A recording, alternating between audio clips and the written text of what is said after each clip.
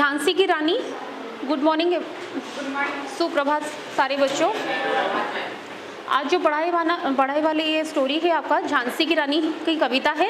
तो आप पहले देखो, पहला स्टांजा पढ़ाते हैं। देखो, सिंहासन हिल उठे, राजवंश ने भ्रुकुटी तानी थी, बूढ़े भारत में आई फिर से नई जवानी थी, गुमी हुई आज़ादी की कीमत सबने पहचानी थी, दूर फिरंगी को करने की सबने मन में ठानी थी, चमक उठी सन 57 में वह तलवार पुरानी थी, बुंदेलहरबलों के मुंह हमने सुनी कहानी थी, खूब लड़ी मर्दानी वो तो झांसी वाली रानी थी। तो अभी किसी को थोड़ा सा पढ़े होंगे तो झांसी की रानी में कुछ एक एक लाइन बता सकते हो? ये किसकी बहन थी? कानपुर के नाना साहेब। तो लक्ष्मीबाई झांसी की रानी थी, वो कानपुर के नाना साहेब की बहन थी। उसे किससे प्यार थी और उनके सहेली कौन सब थे बोले थे? हाँ, सारे वो जो बर्छी हुए, ढाल हुए, कृपाण हुए, तलवारबाजी हुए, उनसे उनका प्यार था। वो लड़कियों से नहीं मिलते थे, मतलब उनके सहेली सब लड़कियां नहीं थी, उनके सहेलियां सब ये थे, बर्छी, ढाल, कृपाण और तलवारबाजी। तो उनका उन्हीं से सब प्यार था, वो सब करने के लिए उनका शौक था, तथा शिवाजी के वीर गाथाओं की प्राय वो गाती थी। लक्ष्मीबाई मानो दुर्गा की अवतार होके आई थी। तो उनका बचपन नाना साहब के साथ पढ़ते और खेलते बीता। वो अपनी उम्र की लड़कियों के साथ को सहेली नहीं बनाकर अपनी सहेली ये सब जैसे बर्छी, ढाल और कृपाण को बनाई थी। तो वो पुरुषों की भांति बहादुर सी लड़ी थी। प्रथम पद में लेखक ने यहाँ पर झांसी की रानी लक्ष्मीबाई के साहस और बलिदान को समझाने के लिए कोशिश की है, उनके यह वर्णन किए हैं। उन्होंने कहा कि किस तरह उन्होंने गुलाम भारत को आज़ाद करवाने के लिए हर भारतीय के मन में चिंगारी लगा दी थी, उनसे सब प्रेरित हुए थे। कैसे? तो रानी के साहस से हर भारतवासी जोश से भर उठे थे और सबके मन में अंग्रेजों के दूर भगाने के लिए वो भावना पैदा हुआ था। और 1857 में उन्होंने जो तलवार उठाई थी, यानी अंग्रेजों के खिलाफ जंग छेड़ी थी, उससे सभी ने अपनी आज़ादी की कीमत पहचानी थी। आज़ादी क्या होता है, उसके लिए क्या क्या करना पड़ेगा, ये सब भारतीय के मन में सब जाग उठा था। तो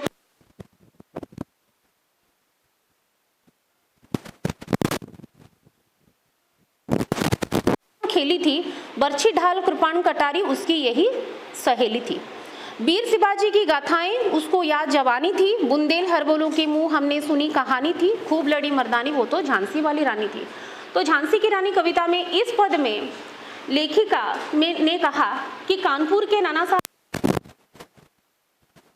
बिताए और उनका अद्भुत प्रति होकर नाना साहब उनको मुंह बोली बहन के रूप में मानते थे और नाना साहब उन्हें युद्ध विद्या की शिक्षा भी दिया करते थे। लक्ष्मीबाई बचपन से ही बाकी लड़कियों से अलग थी, उन्हें गुड्डा गुड्डियों से नहीं, उन्हें कृपाण, तीर और बर्छी से प्यार थी, इसके साथ वो खेला करती थे। तो लक्ष्मी थी या दुर्गा थी, वो स्वयं वीरता की अवतार, देख मराठे पुलकित होते उसकी तलवारों के बार, नकली युद्ध व्यूह और खेलना खूब शिकार, सैन्यों घेरना, दुर्ग तोड़ना, यह थे उसके प्रिय खिलवाड़। महाराष्ट्र कुलदेवी उसकी भी आराध्य भवानी थी, बुंदेलहरबलों के मुंह हमने सुनी कहानी थी, खूब लड़ी मर्दानी वो तो झांसी वाली रानी थी। तो झांसी की रानी कविता में इस पद में कवयित्री ने बताया कि लक्ष्मीबाई व्यूह रचना को पसंद करती थी, तलवारबाजी भी खूब जानते थे और लड़ाई का अभ्यास तथा दुर्ग तोड़ना, इन सब खेलों में माहिर थे। वो बचपन से इन सारे कार्यों करने के लिए पसंद करते थे। जैसे सारी लड़कियां अपने बचपन कैसे बिताते हैं, खेलते थे, घूमते थे, फिरते या थोड़ा थोड़ा पढ़ाई में, मतलब ये उनको ये सब कार्य में इंटरेस्ट नहीं था, उनका इंटरेस्ट ये सब कार्य में था। योद्धा थी पहले से ही, बचपन से ही। तो मराठाओं की कुलदेवी भवानी उनकी भी पूजनीय थी, वे वीर भी थी। मतलब ये पद से हमको ये सुनने को, मतलब ये जानने को मालूम पड़ा,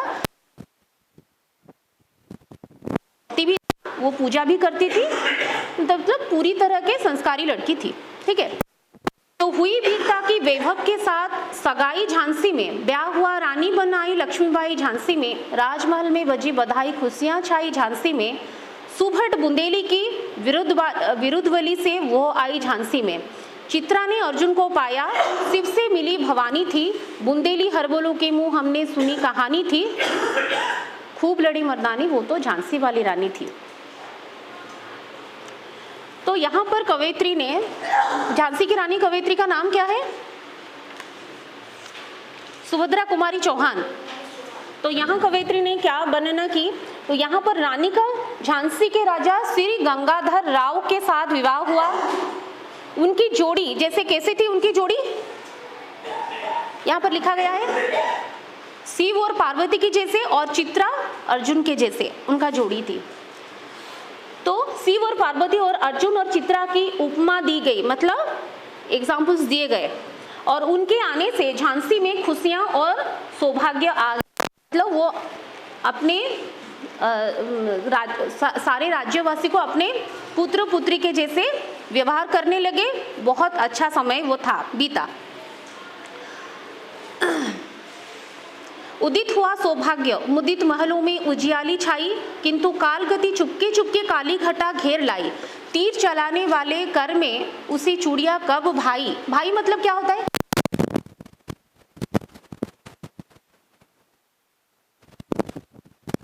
हाँ, अलग है अर्थ। भाई का अर्थ यह है, तीर चलाने वाले का मतलब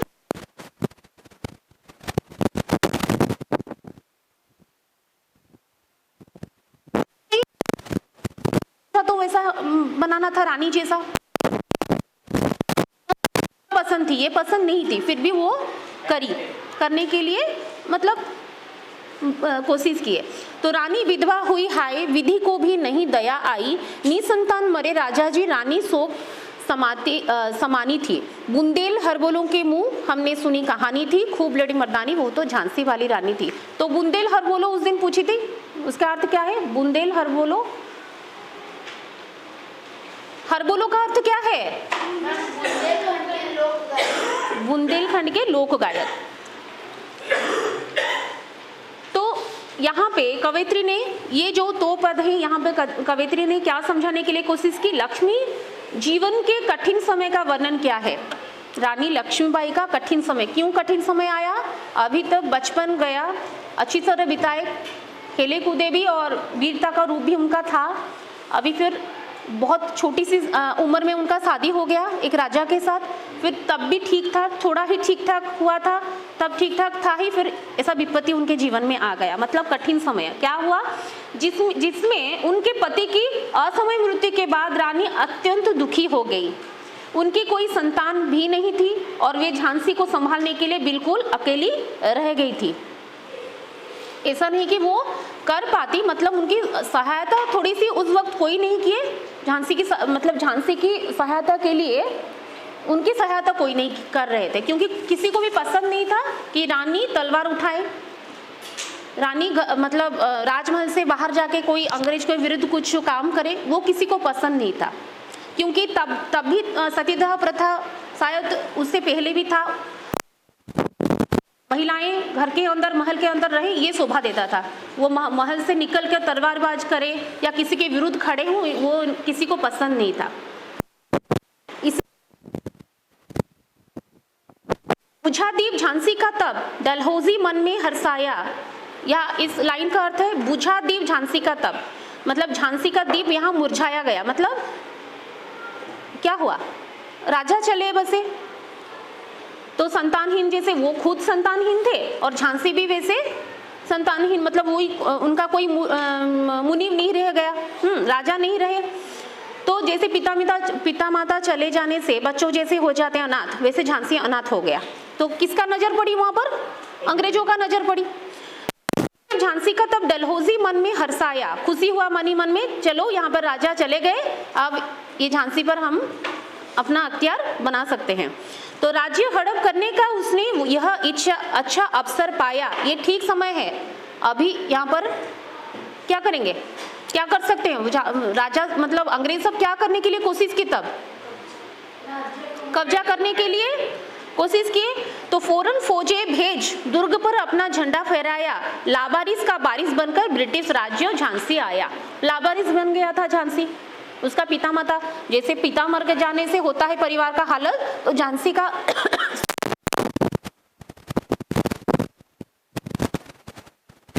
दिखाने के लिए अंग्रेज, जैसे ये बताया गया कि झांसी के राजा को असमय मृत्यु के बाद उस समय के अंग्रेज अधिकारी डलहौजी की झांसी को हड़पने का अच्छा अवसर मिला। सेना को अनाथ हो चुकी झांसी पर कब्जा जमाने के लिए भेज दिया।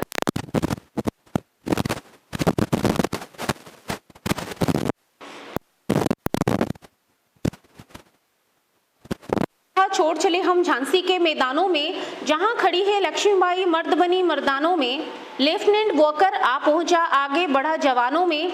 रानी ने तलवार खींच ली, हुआ द्वंद्व आसमानों में। तो जख्मी होकर वॉकर भागा, उसे अजब हैरानी थी। बुंदेल हरबोलों के मुंह हमने सुनी कहानी थी, खूब लड़ी मर्दानी, वो तो झांसी वाली रानी थी। तब तक अंग्रेजों को मालूम नहीं था कि ये जो रानी हुई करती है, मतलब यहाँ के जो झांसी की रानी है, इतना वीरांगना है, उसके बारे में थोड़ा भी ज्ञान नहीं था। इसलिए वो कब्जा डालना चले आए थे अपने सेना को लेकर। अगर मालूम होता तो नहीं आते शायद। वर्णन किया, अंग्रेज लोग भारत में व्यापारी बनकर आए और फिर धीरे धीरे उन्होंने यहाँ की सभी बड़े बड़े राजा महाराजाओं के पास गए, रानियों के पास गए, विनती किए कि हमको यहाँ पर क्या करने के लिए हम आए हैं, व्यापार करने के लिए आए, हमको अनुमति दीजिए। और भीख मांगकर यहाँ पर आए तो उनका ही राज्य हड़प लिया। सभी राज्यों का धीरे धीरे कर एक राज्य के बाद एक राज्य हड़प लिया करते थे। तो परंतु लक्ष्मीबाई अन्य राजाओं के तरह नहीं थे, राजा रानियों की तरह नहीं थे, उनसे विपरीत थी और उन्होंने विषम परिस्थितियों में भी एक महारानी की तरह झांसी को संभाला। क्या हुआ, उनका जो वीरता थी वो किसी को मालूम नहीं था। ये सब इतने मतलब तलवारबाजी है, इतना वीरांगना किसी को मालूम नहीं थी। तो जैसे वीर के तरह वो उनके साथ लड़ाई किए। तो वहां पर जो अंग्रेज एक थे वॉकर, ओके, यहाँ पर लिखा गया है ना, लेफ्टिनेंट वॉकर, उनको मालूम नहीं था, वो चुपके से यहाँ युद्ध भूमि से भाग चला गया।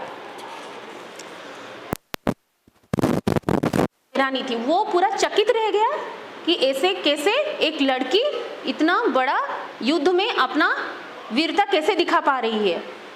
वो मतलब चकित होके वहां पे छुप के चला गया।